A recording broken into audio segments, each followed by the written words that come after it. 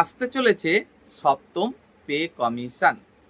হ্যাঁ, তাই এই সপ্তম পে কমিশন নিয়ে বিভিন্ন জায়গায় চলছে জোর চর্চা। কারো বা বক্তব্য এখানে ফিটমেন্ট ফ্যাক্টর হতে চলেছে ৩, ৩.৫-এর ওপরে। কারো বা বক্তব্য এত বেশি নয়, ফিটমেন্ট ফ্যাক্টর এবার হতে চলেছে ২.৫ মতো, অর্থাৎ গতবারের মতোই। গতবার যেমনটা ছিল 2.57। আবার কেউ কেউ বা দাবি করছেন না, এতটাও থাকবে না, এবারে ফিটমেন্ট ফ্যাক্টর হয়তো থাকতে চলেছে ২-এর একটু বেশি। তো চলুন আমরা এই ভিডিওতে এই বিষয়েই জানার চেষ্টা করি যে বাস্তবে সপ্তম পে কমিশনে ফিটমেন্ট ফ্যাক্টর কত থাকতে চলেছে এবং আপনার বেসিক স্যালারি বা মোট স্যালারি কত হতে চলেছে এই সপ্তম পে কমিশনে। আপনাদের রিকোয়েস্ট করব ভিডিওটি স্কিপ না করে অবশ্যই শুরু থেকে শেষ পর্যন্ত মনোযোগ সহকারে দেখুন, পুরো বিষয়টি কিন্তু বুঝতে পারবেন নিশ্চিতভাবে। দেখুন, রাজ্যে সপ্তম পে কমিশন আর কেন্দ্রে অষ্টম পে কমিশন, উভয় ক্ষেত্রের বেসিক স্যালারি কিন্তু থাকবে একই। কেন? কারণ কেন্দ্রে অষ্টম পে কমিশনে যে ফিটমেন্ট ফ্যাক্টর হতে চলেছে, রাজ্যের সপ্তম পে কমিশনে সেই ফিটমেন্ট ফ্যাক্টরই কিন্তু থাকতে চলেছে, যেমনটা ছিল বিগত পে কমিশনে, অর্থাৎ কেন্দ্রের সপ্তম পে কমিশন এবং রাজ্যের ষষ্ঠ পে কমিশনে। এই যে ফিটমেন্ট ফ্যাক্টর, এটার উপরেই কিন্তু মূলত নির্ভর করছে আপনার বেসিক স্যালারি কত হতে চলেছে বা আপনার মোট স্যালারি কত হতে চলেছে। ফিটমেন্ট ফ্যাক্টর যত বেশি হবে, স্বাভাবিকভাবেই আপনার বেসিক এবং মোট স্যালারি তত বৃদ্ধি পাবে। আর ফিটমেন্ট ফ্যাক্টর যত কম হবে, আপনার বেসিক বা মোট স্যালারি কিন্তু তত কম হবে। এই যে ফিটমেন্ট ফ্যাক্টর দাবি তো করছেন বিভিন্ন জন বিভিন্ন রকম, বাস্তবে এই ফিটমেন্ট ফ্যাক্টর কিন্তু এবার গতবারের থেকেও থাকতে চলেছে অনেকটাই কম, অনেকটাই কম, এবং সেটা কিন্তু থাকতে চলেছে 1.8 থেকে 1.9 এর মধ্যে। আর খুব বেশি হলে 2 পর্যন্ত হতে পারে ফিটমেন্ট ফ্যাক্টর। এর থেকে বেশি আশা করা কিন্তু এক প্রকার বোকামি। তবে যদি দেখা যায় যে এবারও ফিটমেন্ট ফ্যাক্টর অন্ততপক্ষে গতবারের মতো থাকতে চলেছে, তাহলেও বলবো অত্যন্ত খুশির খবর কেন্দ্রীয় সরকারি কর্মচারী এবং রাজ্য সরকারি কর্মচারীদের জন্য। কারণ ফিটমেন্ট ফ্যাক্টর যত বেশি হবে ততই তো স্যালারি বৃদ্ধি পাবে, অবশ্যই খুশির খবর। তবে আপনাদের বলবো, ফিটমেন্ট ফ্যাক্টর এবার রাজ্যে বা কেন্দ্রে উভয় ক্ষেত্রেই তো একই থাকতে চলেছে এবং সেটা থাকতে চলেছে 2-এর নিচে, অর্থাৎ 1.8 থেকে 1.9 এর মধ্যে। এবার যদি ফিটমেন্ট ফ্যাক্টর থাকে 1.8 থেকে 1.9 এর মধ্যে, তাহলে আপনার বেসিক স্যালারি এবং মোট স্যালারি কত হতে চলেছে। স্বাভাবিকভাবেই আপনি চাকরি করছেন হয়তোবা গ্রুপ ডিতে কিংবা গ্রুপ সিতে কিংবা হয়তো প্রাইমারিতে বা হাই স্কুলে, যেখানেই আপনি চাকরি করছেন না কেন, আপনার যে বেসিক স্যালারি বর্তমানে রয়েছে তাকে আপনি 1.8 অথবা 1.9 দিয়ে গুণ করুন, তাহলেই পেয়ে যাবেন আপনার বেসিক স্যালারি কত হতে চলেছে সপ্তম পে কমিশনে। অবশ্যই আপনাদেরকে রিকোয়েস্ট করব, আপনি বর্তমানে বেসিক স্যালারি যেটা পাচ্ছেন তার সাথে 3% যে বেসিক স্যালারি ইনক্রিমেন্ট হতে চলেছে জুলাই মাসে, সেই হিসাব করেই মানে তার সাথে 1.8 বা 1.9 গুণ করুন। কারণ এই যে জুলাই মাস মানে আর কিছুদিন পরেই আসতে চলেছে, এখানে কিন্তু আবার একটা ইনক্রিমেন্ট আপনারা পেতে চলেছেন, অর্থাৎ আপনার বেসিক স্যালারি সেক্ষেত্রে কিন্তু বেড়ে যেতে চলেছে। আর যখন এই কেন্দ্রের অষ্টম পে কমিশন বা রাজ্যের সপ্তম পে কমিশনটি লাগু হবে, তখন কিন্তু আপনার এই যে একটা ইনক্রিমেন্ট, এটা সহকারে যে আপনার বেসিক স্যালারি হবে তার সাথে ওই যে ফিটমেন্ট ফ্যাক্টর সেটা গুণ হয়ে আপনার বেসিক স্যালারি সেই সময় হবে এবং সেই হিসাবে হবে আপনার মোট স্যালারি।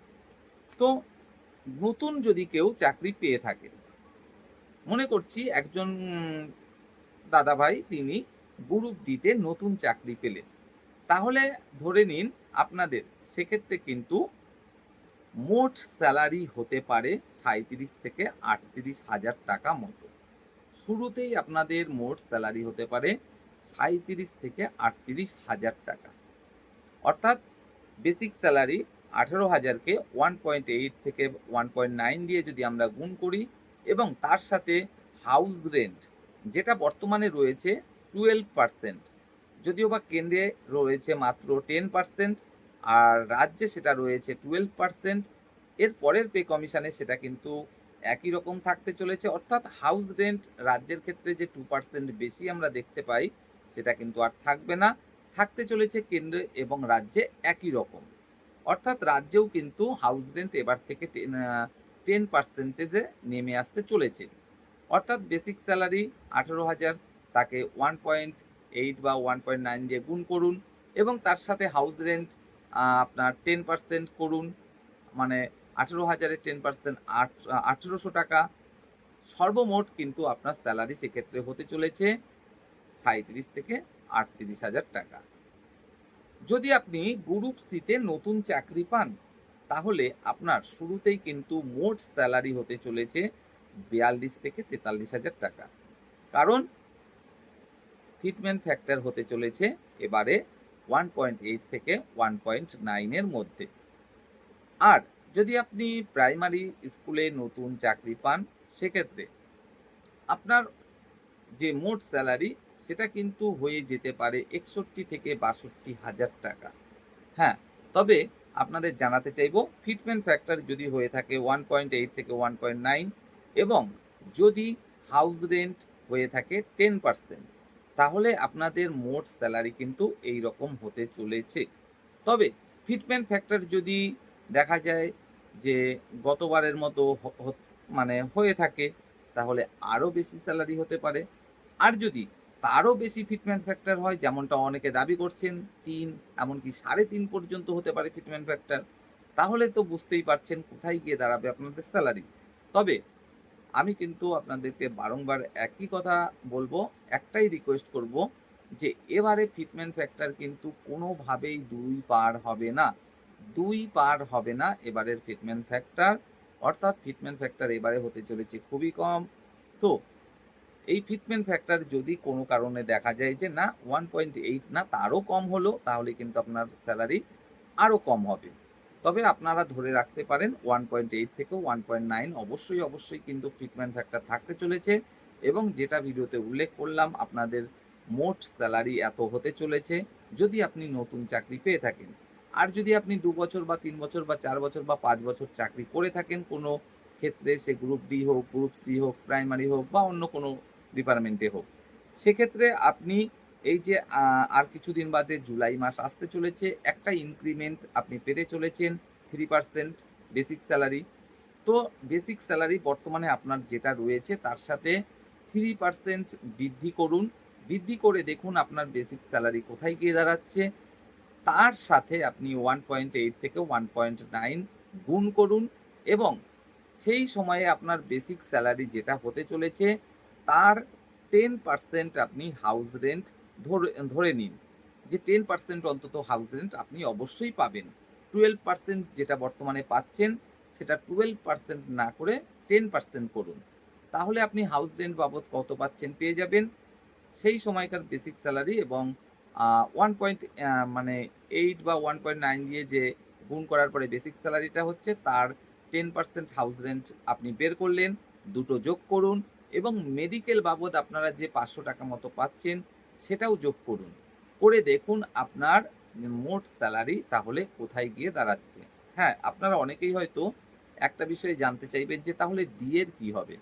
দেখুন, যখন পে কমিশন লাগু হবে নতুন করে ৮ম পে কমিশন হোক কেন্দ্রে বা রাজ্যে ৭ম পে কমিশন লাগু হোক, সেক্ষেত্রে সম্ভবত ডিএ এর যে ব্যাপারটা সেটা কিন্তু শূন্য করে দেওয়ার সম্ভাবনাটাই বেশি। না, এমন কোনো কথা নেই যে শূন্যই করবে। হয়তো 2% বা 4% বা 3% ডিএ দিতেই পারে। ডিএ সহ আপনাদের নতুন পে কমিশন লাগু হতেই পারে। কিন্তু এমন কোনো নিয়ম নেই যে শূন্য করেই ডি এর পরিমাণটা তখন শূন্য থাকবে, এমন কোনো নিয়ম নেই। আ সরকার যদি চায় 2%, 4%, 3%, 5% যাই হোক একটা ডিএ দিতেও পারে একদম শুরুতেই। সেটা সরকারের ব্যাপার। তবে যদি শূন্য ডিএ থাকে তাহলেও এই বেসিক স্যালারি বা মোট স্যালারি আপনাদের হতে চলেছে। এবং জানাতে চাইবো যদি ফিটমেন্ট ফ্যাক্টর একটু বেশি হয় তাহলে অবশ্যই আপনাদের বেসিক স্যালারি এবং মোট স্যালারি আরো বৃদ্ধি পাবে, এবং আমরা সবসময় এটাই চাইবো যে ন্যূনতম যেন গতবারের মতো অন্তত ফিটমেন্ট ফ্যাক্টর হয়, অর্থাৎ 2.57 যেটা হয়েছিল গতবারে, ন্যূনতম এটা যেন ফিটমেন্ট ফ্যাক্টর এবারও হয়। না হলে সত্যিই মুশকিল। তো ভালো থাকবেন, সুস্থ থাকবেন।